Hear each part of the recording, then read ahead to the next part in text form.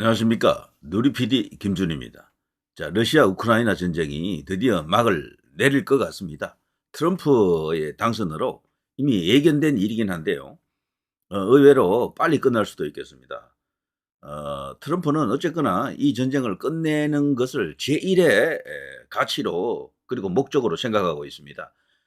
보통 이 전쟁을 지속하자라는 쪽은요, 러시아, 특히 푸틴의 저 도발을 악으로 규정하고요.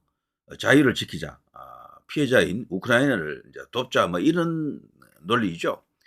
그렇지만 트럼프는 그 보는 시각 자체가 다릅니다.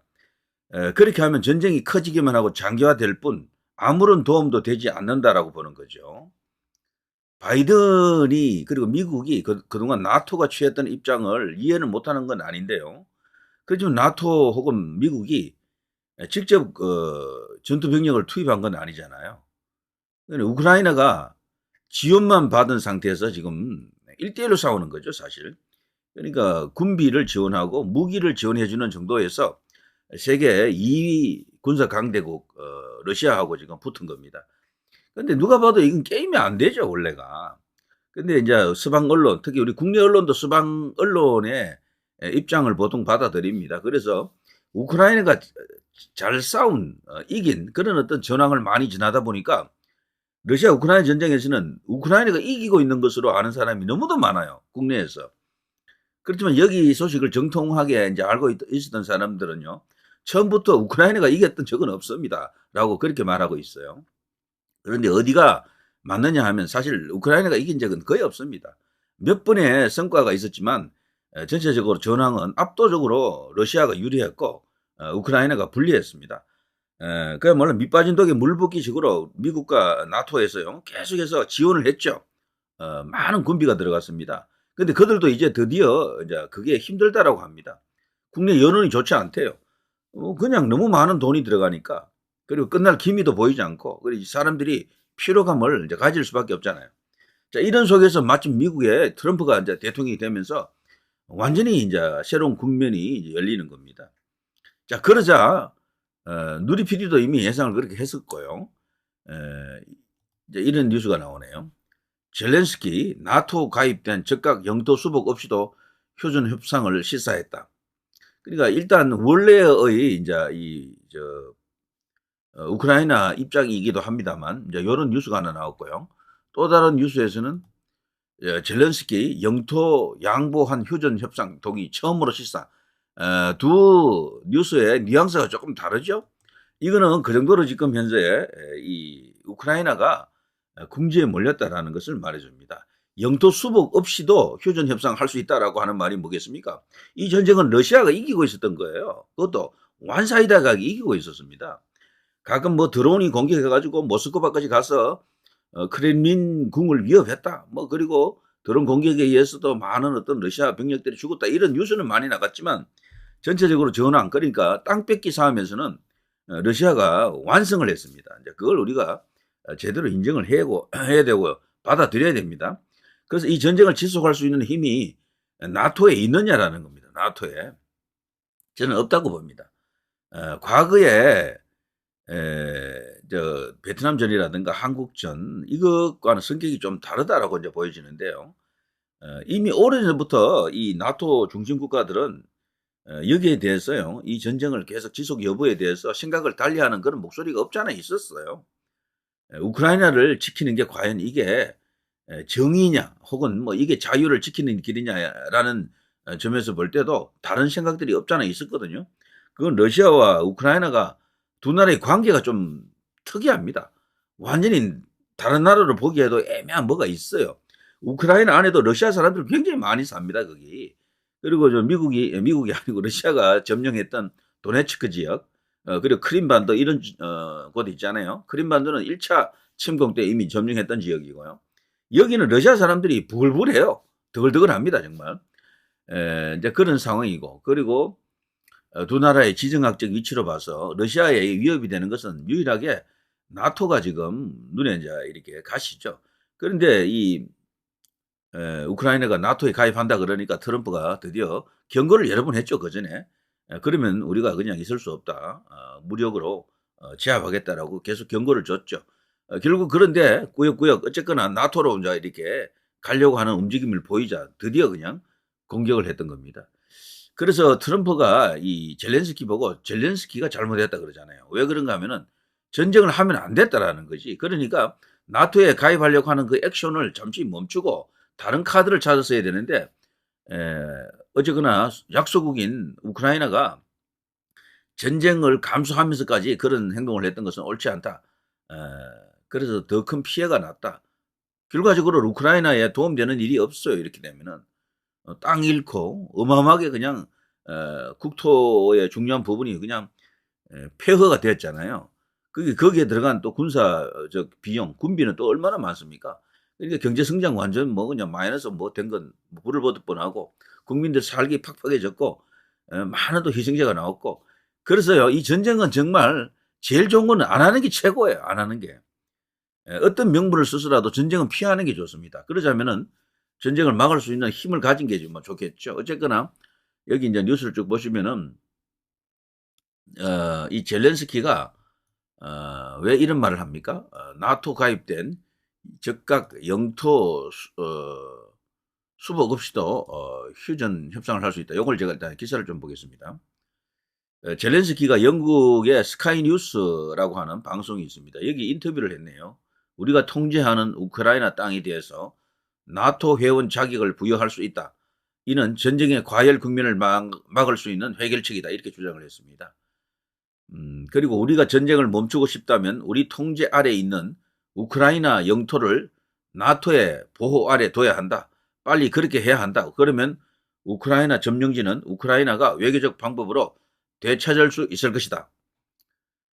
이런 식으로 이제 뭔가 이 나름대로 이제 이 양보 카드이면서도 다른 어떤 의도가 들어가 있는 그런 안을 제시했습니다.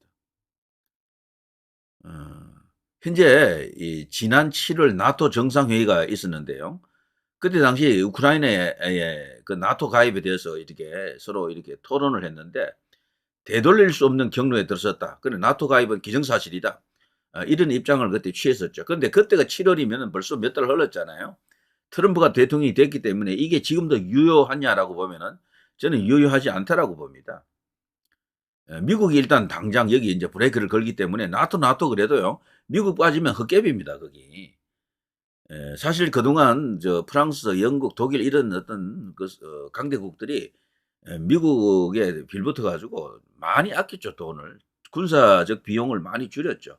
나토란 이름 하에 우리나라가 세계 군사적 력 순위가 5위입니다. 5위. 프랑스, 영국, 뭐 독일 이런 나라가 우리 뒤에 있다니까요. 그러니까 그들이 우리보다 훨씬 더 잘 사는 나라인데도 불구하고 군사력 순위가 5위라는 것은 군비 자체도 우리보다 많지 않다는 이야기고 그거는 결국 미국 하나 믿고 나토 안에서 좀 자신들에게 입장을 유리한 쪽으로 몰 것 같죠, 계속.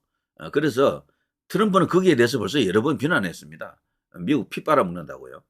자, 그런 것들이 이제 명확하게 될 겁니다. 그러니까 이 전쟁 자체는 거의 불가능해졌다라고 보는 게 맞습니다.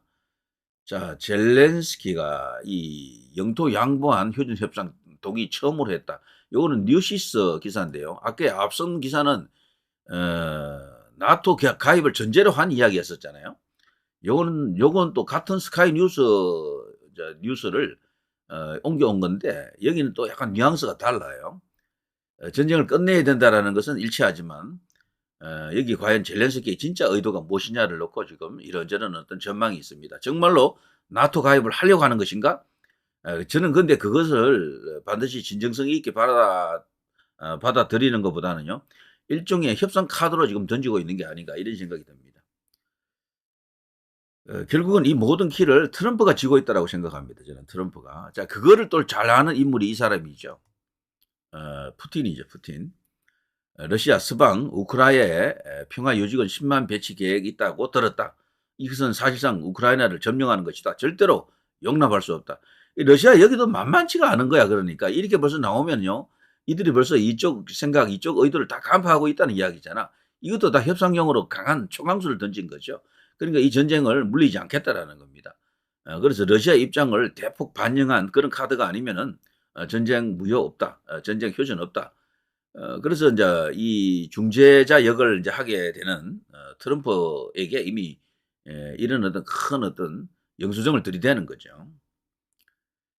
우크라이나 영토 루마니아, 폴란드, 독일, 영국으로 분할하려고 한다. 그러면서 러시아에서는요. 평화 유지군 배치 러시아와 협의해야 된다. 근본 원인 해결이 중요하다. 그런데 지금 현재 이 10만을 배치할 정도의 그런 여력이 없습니다.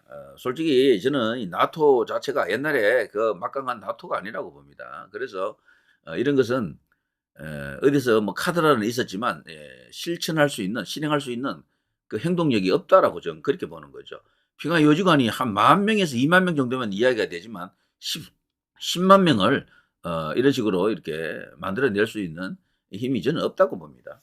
그게 독일이든 영국이든 프랑스든 뭐 기타 국가든 누가 해도 그거 쉽지 않다. 자, 아무튼 이런 상황입니다. 어쨌거나 전쟁은 꼭 끝날 것 같습니다. 지금 말이죠. 젤렌스키는 그 자국 안에서도 인기가 그리 없다 그러네요. 이미 거기서도 저 무능한 사람으로 일단 낙인 찍히고 있는 거고, 그리고 본인에 대한 여러 가지 의혹이 있습니다. 의혹이 엄청난 치부를 했다라는 그런 또 어마어마한 돈을 저 국외로 지금 빼돌렸다 그런 어떤 이야기도 지금 파다하거든요. 그런 속에서 과연 집권을 계속 유지할 수 있을는지, 정권을 계속 잡고 있을 수 있을는지 그것도 의문이에요. 자, 어쨌거나 원래 이 전쟁을 끝내는 여러 가지 조건 중에 러시아가 처음에 던진 것은 소박했습니다. 너희들 나토에 가입하지 마라. 중립 국가 일종의 완충 지도로 남아라. 그리고 크림반도하고 도네츠크 일부 지역은 러시아가 조금 이렇게 점령하겠다. 이런 식이었는데 지금은요, 그거 말고도 점령한 땅도 지금 안 내놓겠다라는 게 러시아입니다. 갈수록 이렇게 더 협상의 조건들이 더 강화되고 말았죠. 자, 그렇지만 이제 트럼프가 등장했기 때문에 뭔가 새로운 어떤 국면으로 접어들 수도 있겠습니다. 바이든하고 트럼프하고는 이 지점에서 완전히 갈랐습니다. 그렇지만 바이든이 진짜로 이 우크라이나를 돕느냐 하면 저는 그렇게 생각 안 합니다. 그걸 도우려고 하면 직접 미군이 들어갔어야 돼요, 거기. 근데 미군은 단 한 명도 안 들어갔잖아요. 이거는 뭘 말하는가 하면은 앞으로 전쟁이 터졌을 때 그 상대가 러시아나 중국일 경우에는 미군이 들어가지 않는다라는 것을 의미합니다. 이게 놀라운 사실입니다. 그래서 우리나라도요, 앞으로 미국만 믿고 있으면 안 돼요. 우리 자체적으로, 북한 정도는 가볍게 제압할 정도, 이제 이렇게 실력을 갖고 있어야 되고요. 나가서 중국의 일개 이제 광구가 움직이는 정도, 러시아의 극동사령부 정도는 우리 힘으로 충분히 감당할 수 있어야 됩니다. 그래야지 미국 없이도 우리가 이길 수 있는 그런 전투력, 그런 국방력을 가져야 된다. 이런 것을 말해준다라고 할 수 있겠죠. 자, 잘 됐습니다. 어쨌거나 이렇게 되면요, 윤석열 대통령은 손 안 대고 코를 푼다 할까, 고민 하나를 덜게 됐습니다. 지금 우크라이나가 너무 적극적으로 뭐 이렇게 지원해달라 그러잖아요. 살상무기 지원해달라. 심지어는 뭐 어떤 뉴스를 보니까 북한도 전투병이 갔는데 한국도 우리 쪽으로 전투병을 보내달라고 우크라이나가 그런 요구를 한다는 겁니다. 그게 지금 가능한 이야기입니까? 바이든 때는 몰라요. 그래도 그걸 그냥 거론해볼 수 있을 수준은 됩니다. 그런데 트럼프하고는 완전히 그거는 서로 간에 그냥 미스매치가 되는 겁니다. 그래서 절대적으로 그거는 맞지 않고요. 그래서 우리 지금 현재 대통령실이라든가 이런 여권 전체의 그 분위기를 볼 때 살상무기 지원도 안 할 것으로 저는 그렇게 봅니다. 지금 살상무기 지원하면 끝난 판에 뭘 어쩌자는 겁니까? 우크라이나가 우리나라에 줄 것은 없어요, 사실. 그 뒤에 미국이 있기 때문에 그 눈치 보고 이제 그러는 거지. 경제적으로도 사실 우크라이나보다는 러시아가 우리에게는 훨씬 더 중요합니다. 러시아에 가보면요, 우리나라 인기 좋습니다. 사우스 코리아 하면 이거라고 그래요, 자꾸. 거기 가면 우리나라 자동차도 많이 굴러다니고 현대, LG, 삼성 뭐 이런 어떤 제품들 뭐 수도 없이 많습니다. 그래서 교류도 많고요. 앞으로 우리 북방 교역에 있어서 핵심적인 나라가 러시아밖에 더 있습니까? 러시아는 우리에게 큰 시장도 될 수 있는 그런 나라이기 때문에 트럼프의 당선이 우리에게는 오히려 절호의 기회가 된다 이런 생각이 듭니다. 지금 섣불리 우크라이나 뭐 지원하다가는 정말 산통 다 깨집니다. 그거 확실합니다. 그동안 국내 언론이 전황을 전하는 걸 뉴스니까 진짜겠지라고 생각하겠지만 그렇지 않습니다. 언론도요, 어떤 경향을 갖고 있어가지고 제대로 전달 안 하는 언론이 너무도 많아요. 특히 주류 미디어들이 왜곡된 상태로 전한 게 너무도 많았다. 특히 전황을 전달할 때는요, 진짜와 다른 어떤 그런 뉴스가 지엽적인 이야기를 갖고 마치 진짜 전체 전황인 것처럼 그렇게 전달하는 게 너무도 많아 가지고 우크라이나가 지금 쥐고 있다고 이런 것을 모르는 사람이 너무도 많다는 그런 기가 막힌 사실입니다. 자, 누리 PD 김준희였습니다.